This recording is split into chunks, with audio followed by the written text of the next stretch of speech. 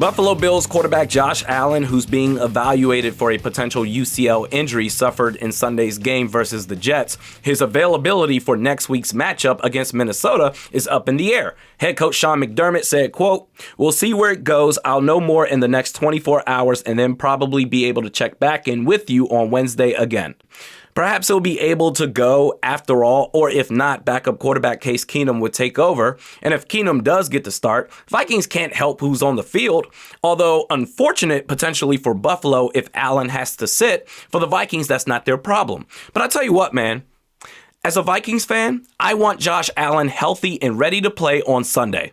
If the Vikings are ever going to win a Super Bowl, well, like other Super Bowl winners, you're going to have to find a way to come out on the other side against the very best. Buffalo Bills, one of the league's best.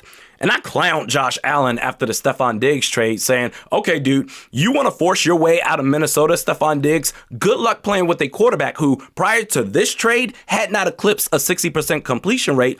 Since his college days at Wyoming, 2015, that year he threw 6 whole passes. But needless to say, Allen has proven me wrong. He's been spectacular. One of the best quarterbacks in the league, if not the very best, is going to be between him and Jalen Hurts for MVP. But every championship team, at some point, they're going to have to go through the ringer against other great teams. And you either win, if we're talking about the playoffs, or in the regular season, even in a loss. Those teams that reach the pinnacle, they learn and grow from their failures. You can hang out in the gym all you want to. You're not going to get better until you up the ante in your workouts. The Vikings are 7-1. They're not getting the respect that they deserve. So what? I don't care. All I'm focused on is how this team uses each and every game, win or loss, as a stepping stone of progression through the rest of the season. The Week 2 game against the Philadelphia Eagles, embarrassing. I think the Vikings have grown from that, and now you have another great challenge ahead of you, potentially. That is, of course, if Josh Allen ends up playing. Now, if you face Keenum, don't take the Bills lightly because Case Keenum can play. But if you want to be a true contender, you're going to have to go through some shit. That's how you succeed. All the other champions, they went through it. You can't expect a cakewalk and want to be the best at the same time. A healthy Josh Allen next Sunday presents a wonderful opportunity for the Vikings in the pursuit of greatness. And as a Vikings fan, I want all the smoke. Della says, can't wait for Hawk to go for 10 catches, 100 yards, and 2 touchdowns one of these games.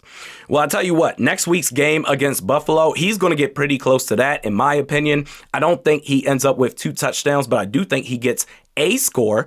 And if you consider last week, he came to the Vikings on short notice to play on Sunday against the Commanders. And I think the coaching staff, they misused him on a couple of plays. He still ended up with 70 yards. Another week to prepare and better coaching. This man's going to get at least 100 next week. Mark Willis. PFF said Ingram was all right versus Washington, but Cleveland got a 0. Interesting.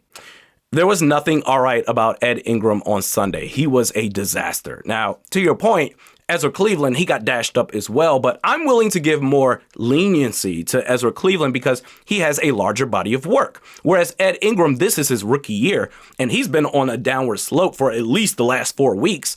And PFF, I really don't care about anything they have to say. I'm not an analytics guy, and I understand, well, every team in the league, they have an analytics department. Okay, well, every block across the country has a McDonald's. Does that mean I have to eat there? Amber Garcia. Hey, Randy, what's it going to take for all the naysayers to give the Vikings the respect that has been long overdue? To be honest, unless the Vikings win it all, it's never going to change. I've been following this team for 22 years. The national media has never respected the Vikings, and at this point, I don't care anymore. You want to hate on the Vikings, ESPN, and Fox Sports? Go ahead. What difference does it make? I'm not worried about talking heads anymore. I'm worried about the Vikings, and can you win the championship? That's all that matters. You win a title, all of a sudden, the big sports companies, they'll be kissing this team's ass. But we don't need it either way.